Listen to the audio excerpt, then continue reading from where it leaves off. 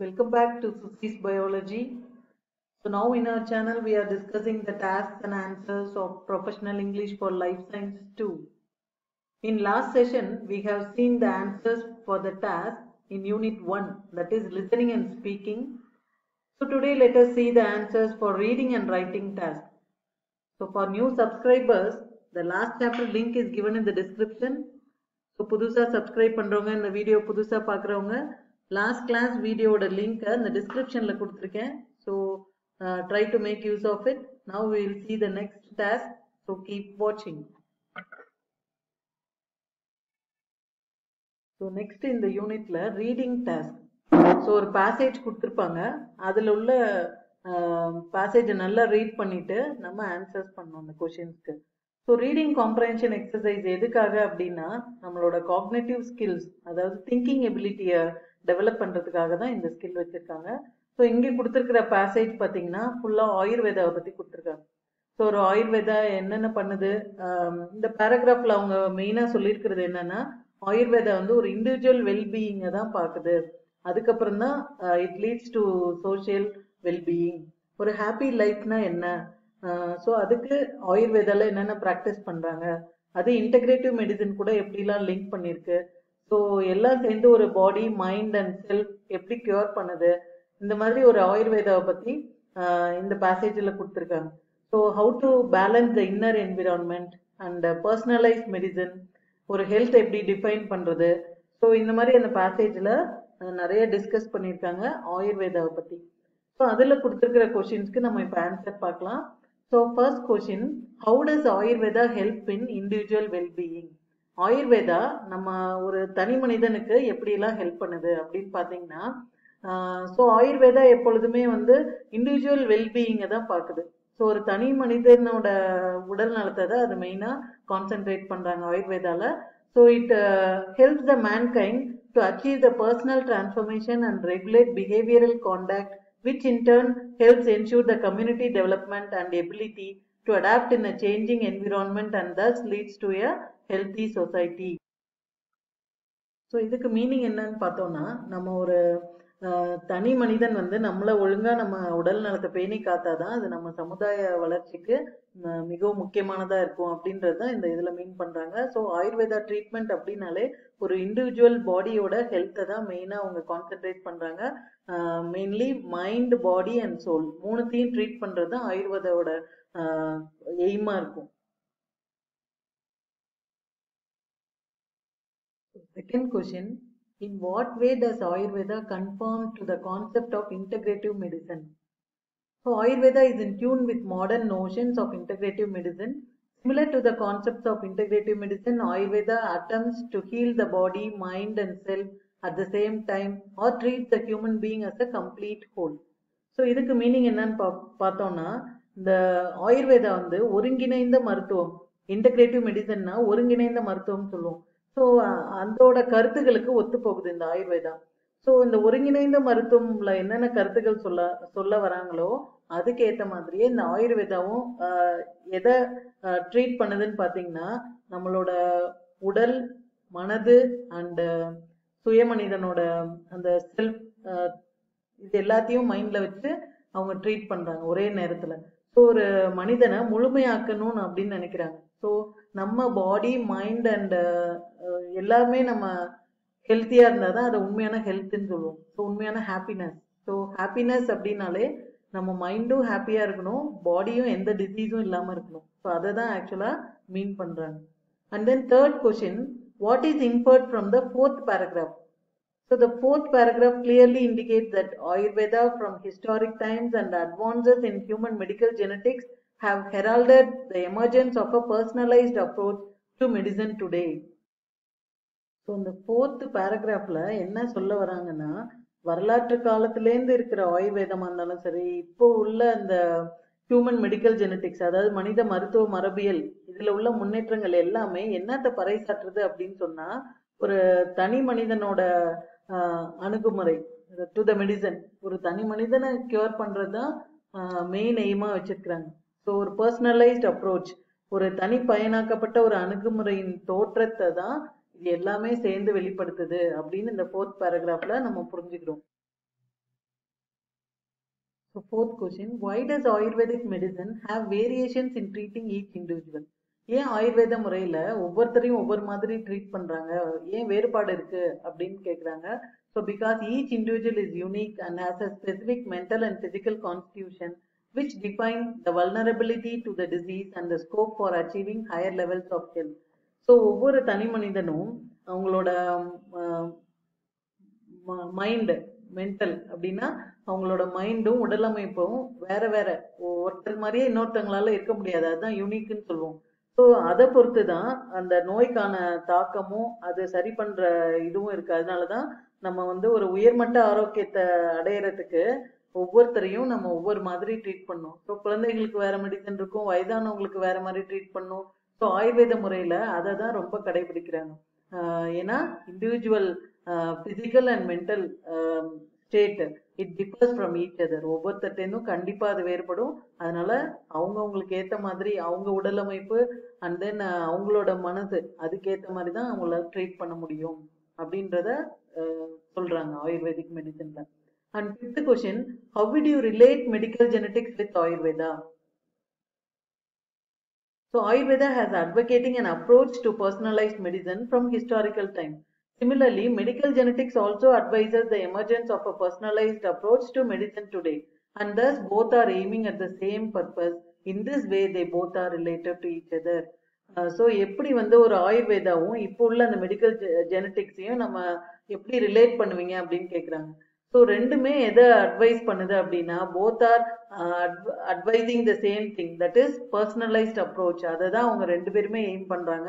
அந்த வகையில ஆயுர்வேதமும் சரி அந்த மெடிக்கல் ஜெனட்டிக்ஸ் ஃபீல்டும் சரி ரெண்டுமே ஒரே விதமா தான் கருத்தை சொல்லுது அப்படின்னு நம்ம புரிஞ்சுக்கிறோம். So both are aiming at the personalised approach. ஒரு இண்டிவிஜுவல் ஹெல்த்தை தான் ரெண்டு பேருமே பாக்குறாங்க.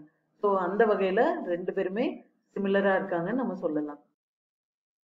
ஸோ டாஸ்க் 2ல இன்னொரு காம்ப்ரஹென்ஷன் கொடுத்துருக்காங்க. ஸோ இந்த காம்ப்ரஹென்ஷன் வந்து famous bank exam and then set exam இந்த மாதிரி நிறைய இடத்துல இந்த காம்ப்ரஹென்ஷனை தான் ரொம்ப எக்ஸாமினேஷனுக்கு கொடுத்துருக்காங்க. ஸோ அதே ஆர்டிக்கிளை தான் இங்கேயும் நம்ம பார்க்குறோம். ஸோ இந்த ஆர்டிக்கிளில் பார்த்தீங்கன்னா ஒரு நியூஸ் பேப்பர் ஆர்டிக்கிள் இது. ஒரு சயின்டிஸ்ட் என்ன சொல்லியிருக்காரு, IT has destroyed Indian science அப்படின்ற ஒரு ஆர்டிக்கல். இப்போ வளர்ந்து வர ஐடி ஃபீல்டும் பயோடெக்னாலஜி ஜாப்ஸும் எப்படிலாம் ஒரு academic professions, so teaching profession, academic அந்த எஜுகேஷனை எந்த அளவுக்கு பாதிக்குது, பிளஸ் ரிசர்ச் ஃபீல்டு இதெல்லாம் எப்படி பாதிக்குதுன்றத பற்றி ஒரு ஆர்டிக்கிள் இது. அதுல கேட்டிருக்கிற கொஸ்டின்ஸ்க்கு தான் நம்ம இப்போ ஆன்சர் பார்க்க போறோம். So the first question, what did the scientist actually mean when he said IT has destroyed Indian science? So அந்த சயின்டிஸ்ட் என்ன மீன் பண்றாரு, அவர் சொன்ன வார்த்தைகள் இதுதான், IT has destroyed Indian science. So Indian சயின்ஸை ஐடி ஃபீல்டு டிஸ்ட்ராய் பண்ணுச்சு அப்படின்றதுக்கு அவர் என்ன மீன் பண்றாருன்னு கேட்டிருக்காங்க. ஸோ அவர் சொன்ன வார்த்தைகள் என்னது, IT has destroyed Indian science. So the scientist actually meant that the desire for money has overshadowed the search for knowledge. So இந்த கல்வி, நம்ம ஒரு நல்லா படிச்சு ஒரு ஆராய்ச்சி பண்ற அந்த வேலைக்கெல்லாம் போகிறத விட்டுட்டு டீச்சிங் ஜாப் இதெல்லாம் விட்டுட்டு நம்ம மக்கள் இப்ப எதை விரும்புறாங்கன்னா ஐடி ஜாப்ஸை தான் விரும்புறாங்க. ஏன் அப்படின்னா அதுலதான் அவங்க நிறைய சம்பாதிக்க முடியுது. So they desire for money, அதுதான் மேலோங்கி நிக்குது. பணம் சம்பாதிக்கிறது தான் மக்கள் வந்து நாலேஜை தேடுறதை விட பணம் சம்பாதிக்க தான் விரும்புறாங்க அப்படின்றத தான் அவர் மீன் பண்றாரு. According to him, the growth of the IT sector and other similar knowledge industries such as biotechnology has led to a decline in basic scientific research in India. So ஒரு நார்மலா ஒரு பிஹெச்டி எல்லாம் படிச்சு ரிசர்ச் பண்ற ஜாப்ஸை விட மக்கள் எதை அதிகமா விரும்புறாங்கன்னா இந்த ஐடி செக்டார் ஜாப்ஸும் பயோடெக்னாலஜி ஜாப்ஸும். ஏன் அப்படின்னா அதுல அவங்க நிறைய பணம் சம்பாதிக்கிறாங்க. ஸோ அதனாலதான் இந்த வார்த்தைகளை சொல்லியிருக்காரு. And second question, what could be the appropriate title for the given content? இந்த பேசேஜுக்கு ஒரு டைட்டில் கொடுத்தா என்ன கொடுக்கலாம் அப்படின்ட்டு. ஸோ இங்க அந்த காம்ப்ரஹென்ஷன்ல அந்த பேங்க் எக்ஸாம்லாம் கொடுத்துருக்கிற ஆன்சர் வந்து research and academics losing battle against IT. So research ஆராய்ச்சி துறையும் அந்த அகடமிக்ஸ் நம்ம அந்த கல்வி சம்பந்தப்பட்ட அந்த துறைகளும் ரெண்டும் வந்து ஒரு ஐடிக்கும் இதுக்கும் நடுவுல ஒரு பேட்டில் போர் நடந்ததுன்னா இந்த ரிசர்ச் அண்ட் அகடமிக்ஸ் தோத்து போயிடுச்சுன்னு கூட சொல்லலாம். ஸோ இந்த மாதிரி ஒரு டைட்டில் வச்சு அப்ராப்ரியேட்டா இருக்கும். ஸோ இது இந்த மாதிரி கூட எழுதிக்கலாம், a battle between IT versus research and academics. So இது ரெண்டுத்துக்கும் நடக்கிற போர் அப்படின்னு நம்ம கூட சொல்லலாம். ஸோ மோஸ்ட் அப்ராப்ரியேட் டைட்டில் என்னன்னா இந்த செகண்ட் ஒன் எடுத்துக்கலாம் நீங்க, research and academics losing battle against IT. So அதுதான் appropriate title for this. And third question, why does the author say that knowledge has become a commodity? Knowledge has become a commodity like any other because knowledge workers can sell their services for the highest price possible. So இந்த author ஏன் அதை ஒரு நாலேஜை ஒரு பொருளாக பார்க்குறாரு, கமாடிட்டியாக பார்க்குறாரு அப்படின்னு சொன்னால், அந்த நாலேஜ் ஒர்க்கர்ஸ், இந்த ஐடி ஜாப் ஒர்க்கர்ஸாக இருந்தாலும் சரி, அவங்களோட சர்வீஸை என்ன பண்ணுறாங்கன்னா எவ்வளோக்கு அதிகமாக ப்ரைஸுக்கு அவங்க நாலேஜை விற்க முடியுமோ அந்த அளவுக்கு விற்கிறாங்க அப்படின்றத அவர் மீன் பண்ணுறாரு. So he said that knowledge has become a commodity. So அவங்களால அவங்களோட சர்வீஸ், அவங்க நாலேஜை எந்த அளவுக்கு ஹையஸ்ட் ப்ரைஸ்க்கு அவங்களால விற்க முடியுமோ அந்த மாதிரி they are selling their services. So அதனால தான் சொல்றாரு knowledge has become a commodity. And what does knowledge economy refer to? Knowledge economy அப்படின்னா இந்த பேசேஜ்ல it is a creation. So creation in an economic system in which we are selling the products like goods and services. So principally on knowledge சம்பந்தப்பட்ட எல்லாத்தையும் நம்மளால என்ன பண்றோம்னா விற்கிறோம். So here also sorry, knowledge spelling இங்க mistake ஆயிருக்கு, sorry. So creation of knowledge for ப்ராஃபிட்னு கூட சொல்லலாம், அதான் knowledge economy.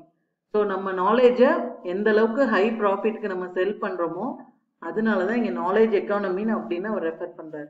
And fifth question, what perception towards IT jobs is given in the passage? கடைசியில இந்த ஐடி ஜாப்ஸை பத்தின அந்த கருத்து என்ன அப்படின்னா, இந்த ஹோல் பேசேஜ்ல படிச்ச அளவுக்கு they are considered to be managerial level jobs. அதுதான் ட்ரூ. ஸோ அந்த ஐடி ஜாப்ஸை பொறுத்த அளவுக்கு they are seen as a knowledge industries-ஆ பார்க்குறாங்க. So it plays to the best and worst instincts of the societal order. So அது பெஸ்ட்டாகவும் இருக்கு, அதனால நன்மைகளும் நிறைய இருக்கு, தீமைகளும் நிறைய இருக்கு. they are selling their knowledge for profit. So கடைசியில என்ன சொல்லலாம் அப்படின்னா, just it is a managerial level job. So they are managing for their knowledge for their profit. So அதுதான் அவங்க சொல்ல வராங்க.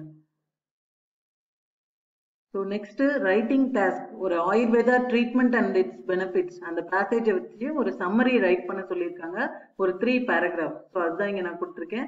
So Ayurveda is a medical system that originate about 5000 years ago in India, which is made up of 2 words, Ayus meaning life and Veda meaning knowledge. A classical text defines Ayurveda as the knowledge that describes the wholesome, unwholesome and unhappy life, as well as that which informs that what is wholesome and unwholesome.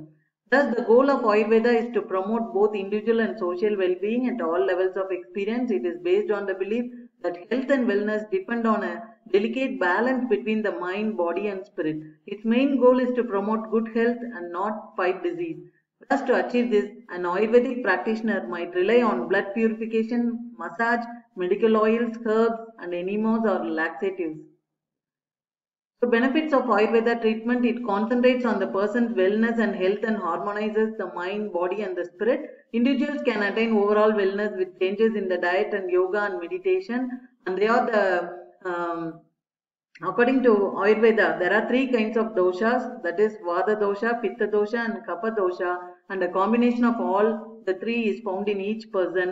And thus the treatment of Ayurveda finds out the dominant life energy and identifies which dosha needs to be balanced, and the imbalance in the doshas only leads to the health issues. And some of the health benefits of the ancient art includes relieving stress, balancing the hormones which result in healthy menstrual cycle and pregnancy related issues. It helps in reducing body weight by giving a right plan of healthy diet. It detoxifies the body, tones the skin, removes excess fat, etc. Ayurveda cleanses your mind, body and soul, detoxify your body. So there are 2 goals in Ayurveda, that is to look at the disease from where it arose, and secondly finding a natural way of curing the disease. Thus, to conclude, treatment of Ayurveda focuses on the individual rather than the disease itself, and prevention is the first and most important step that is followed in Ayurveda. So in the 3 paragraphலையும் நம்ம ஆயுர்வேதாவோட பெனிஃபிட்ஸையும் அந்த ட்ரீட்மெண்ட்டை பற்றியும் சொல்லியிருக்கோம். So please read பண்ணி பாருங்க, it will be easily understood. And thanks for watching, and please wait for the next videos to